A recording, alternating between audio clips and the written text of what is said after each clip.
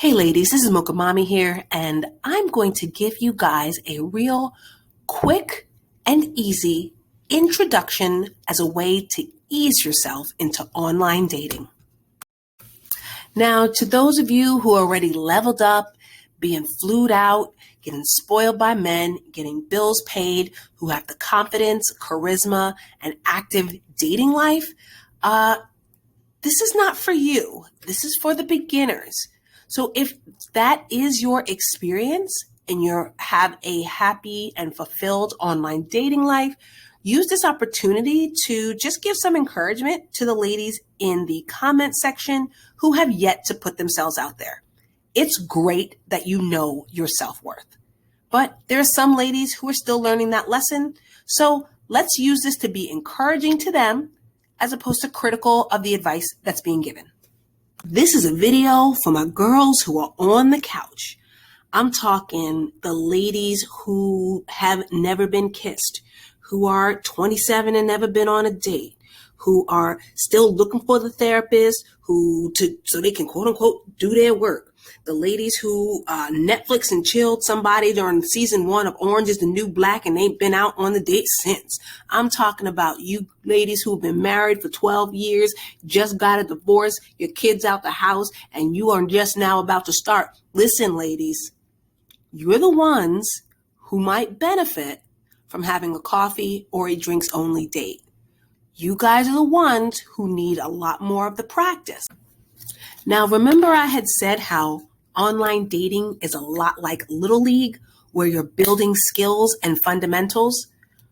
Right, now there's some ladies who are knocking it out of the park. You guys are hitting home runs and you're doing fantastic in your dating life.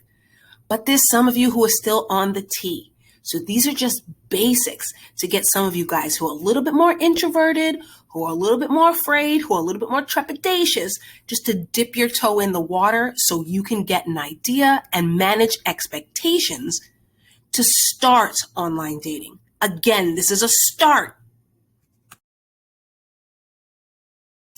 The first thing is to get up a profile that includes a full body shot. A full body shot is the most basic, easiest, and best way to get your profile looked at and reacted to. Even if you are plus size, have a full body shot as part of your dating profile. This is just the most basic thing that you can do to give yourself an edge in the online dating marketplace. Which dating app is the best dating app, you ask? The one that you're on. Basically, all it just takes for you to get started. Eeny, meeny, miny, mo. Pick any dating app to just start. It's not rocket science. Just start. Put up your profile and see who reacts to your profile. Not just your picture, but what's actually written in it. Don't go for the most handsome. Don't go for the guy who has the best pictures with the best lighting composition. Go for the one who has the most interest in you. Then respond to their profile. You want to not just respond to the guy who's responding to your picture, but to something you've actually written in the profile. You might get your inbox flooded. So then that's when you kind of do eeny, meeny, miny, mo. Pick Timothy Tuesdays, and anybody whose name starts with a T, you respond to. Pick something like guys with animals in the picture, right? And just respond to those ones, because some of you just might be inundated and flooded. Some of you guys might not have much at all, and then it'll be time to try a new app. That simple, not rocket science. No reason to feel rejected, no reason to feel like a failure, no reason to feel overwhelmed. It's just about getting started. Just about getting started.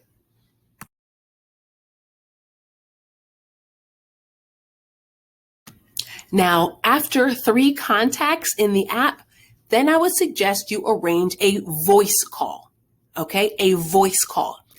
For those of you who are concerned about your safety, and I totally understand why you would be, I'm going to suggest a couple of apps, and I'll be sure to put them in the description box, that give you an alternative phone number. This way you can send calls and texts from another line as you're online dating and building a roster.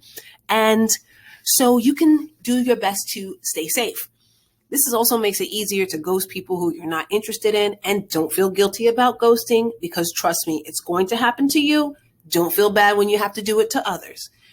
So I'm just going to leave a list of these apps. These apps can range from, $1.99 to $5 a month, depending on what it is that you want and the features that you want, how often you're going to use it for calling and texting. But I just highly recommend this for your personal safety and for your peace of mind.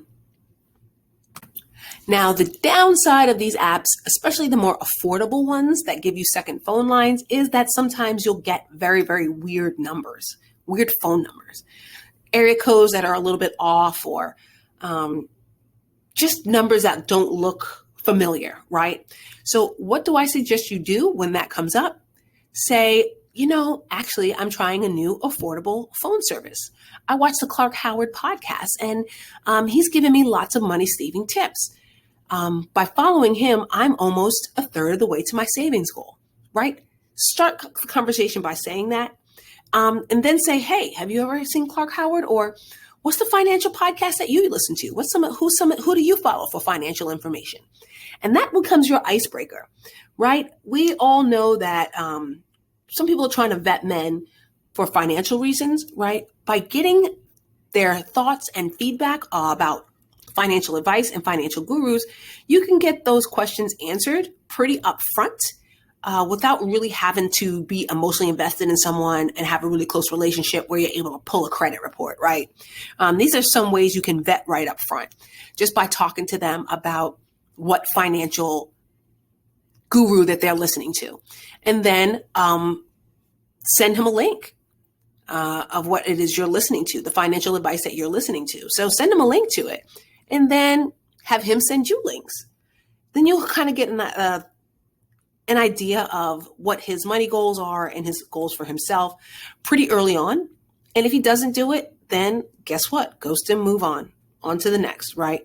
Also, the same thing with your wellness journey. Really talk to a guy about your wellness journey. You don't have to give them your weight or your dress size, because that's ridiculous. If anyone asks for that, hang up and move on. But just say, I started my fitness journey in 2021, like a lot of people, and I didn't realize how much I enjoy green smoothies and kickboxing. What do you like to do? And then again, that becomes an icebreaker for them to talk to you about their fitness journey. And sometimes they'll be open and vulnerable, saying, hey, yeah, I need to do better. Or they'll tell you where or how they're working out and staying healthy. I know a lot of Blackistan spaces say you don't want to talk about your job, right? Well, I suggest you do, but keep boundaries on it. Say, I work in the area of legal, and I really like my boss. She's such a great lady. She's always really helpful. She's taught me so much, right? What about you? How's your relationship with your boss? See, this way you're not talking about money. You're not looking like a quote unquote gold digger, which every man fears, right? So you can basically talk to him about his workplace dynamics without necessarily, and then let him feed you the information about what he does instead of just asking straight up, what do you do? Also talk to him about books you're reading, hobbies you have, things you like to do. Please don't talk about television shows on Netflix. I mean, that can end up going down a rabbit hole and you still never really get any idea about a man's personality. One of the things that I think helps a lot is if there's a big blockbuster movie coming out that was a book or is coming from a series of books, I highly suggest you get one. You get the book and you read it, and then you talk to him about like, hey, I'm reading book X from this blockbuster movie that's coming out. What do you think? Or and then ask him about the books he's read and how it translated to the big screen in his opinion. This also kind of gives you an idea for those of you who are a little bit more sapiosexual, like where a guy's level of intellect is, about how he feels about books and film adaptations, right? These are just really simple, pertinent, but benign vetting questions that can just help you to better get to know a person on those initial phone conversations and early meetups. Now, ways to make your online dating translate to offline success is to make sure that you're multitasking. Book your dates, coffees, drinks only, in places like downtown shopping malls, city centers, historic districts, restaurant districts, the strip where all the bars and restaurants are, the Galleria style mall. Those are really great places to book your coffee and drink only first face-to-face meetings. I had one friend who would book her coffee dates near her yoga studio. She would go on the coffee date, talk with the guy for 45 minutes, then head off to her class. Some people will book more than one coffee date in a day. Book your coffee date, go get your nails done, then book the second. Have your second coffee date meet you. Sometimes you might do happy hour with your coworkers, then meet your date for drinks.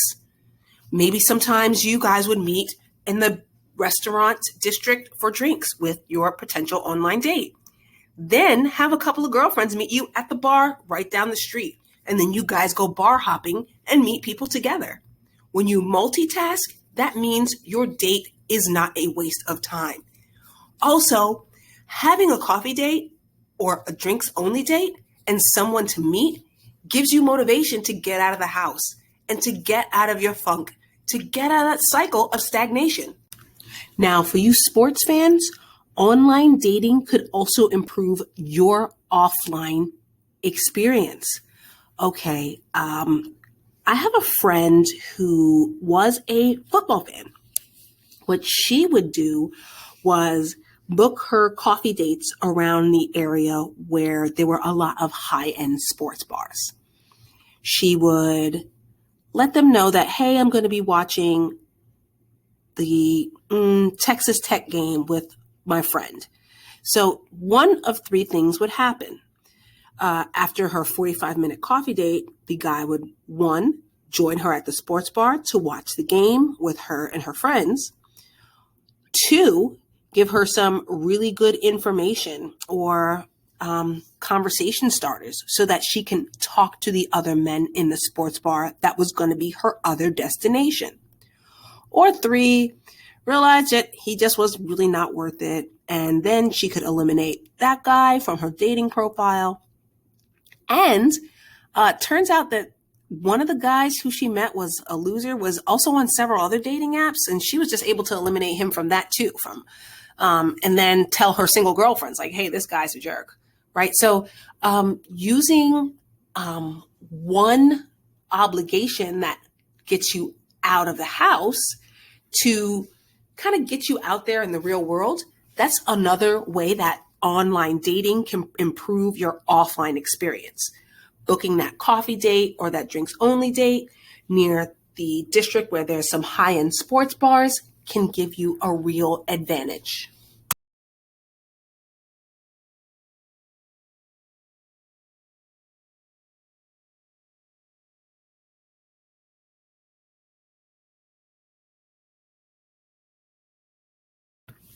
Now, for those of you who are in the country towns, who are in deep, deep suburbs, or maybe you might be interested in someone who is from out of town, I want you to make sure that you book a hotel and have an itinerary. Okay? Now, a lot of you ladies who are leveled up, who might think like, hey, a guy should pay for your accommodations and get you flued out. That's really great if you can finesse that. But for some of my beginners, that might not be in your skill set as of yet. So don't feel bad that's not. What I would do if I were you is I would book a hotel, right? Let's say that you live in deep suburbs. I'm going to use an example. If you live in someplace like New Braunfels, Texas, the closest city would be San Antonio. So you would book a hotel in San Antonio in the touristy area in the hotel district. Then you would book a spa trip. You would make a whole itinerary for why you're there for that weekend. You would book a spa trip. You'd meet up with friends and family that you have in the area. And then you would book several dates in that zip code. Even if there's one guy that you're interested in more than the other, you still want to book several dates and be in communication with several men in that area. Because you're in the hotel district, there's going to be lots of restaurants, coffee shops, hotel bars. Don't bring them to the bar in your hotel. But so let's say you're staying at the Hyatt, meet a guy for drinks at the Omni. If you're meeting up with a friend for brunch, then meet a guy for dinner. If you're meeting up with a guy for drinks, then make sure that you do your tourist attraction stuff during the day. So you want to make sure you make the most of it. If you can get dates for breakfast, lunch, and dinner for every single day you're there, or at least maybe meet one guy for coffee, one guy for dinner, spend the afternoon with friends or at the spa, whatever you need to do to make sure you're making the most of it. Have an itinerary, have a plan. Don't just go out of town to meet one guy, because you're going to feel really frustrated that you spent a lot on hotels, driving, getting yourself fixed up, only for the date to be a flop. So you just want to make the most of your time and just be a professional at multitasking, building that dating roster, and not just dating, but just being more social altogether. Connect with those old friends, connect with some of the people you loved, connect with some of those professional things. Use this time to really break out of the box and break out of that rut that's had you in the house for so long. Online dating should not be scary or frightening. Online dating is just a tool that can help you enhance your offline dating and offline social life. Just getting out there, asking questions, meeting people, benign but pertinent vetting questions, learning about body language, learning about nuance and talking to people, initiating conversation, active listening, and just even helping motivate, get you out of the house and get you out of your rut. Online dating has so many advantages, even if you don't meet Mr. Right doing it. The reality is, if you do nothing, you definitely won't meet Mr. Right. Are there going to be a lot of trash guys and bad dates? And sure, absolutely. But what I'm saying is, you got to start somewhere. Always bring cash with you. So if things don't work out for coffee or dinner, you can always pay for your meal and leave. You don't want some crazy guy stalking you because he paid for your 2 for $20 at the Olive Garden. Okay. Just pay the cash, leave, and ghost the guy. Okay.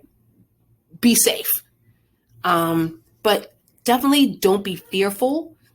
And definitely don't be, sitting on the sidelines anymore. Really get out there and just start. These things are just a start. This is Mocha Mommy, and I'll see you in the next one.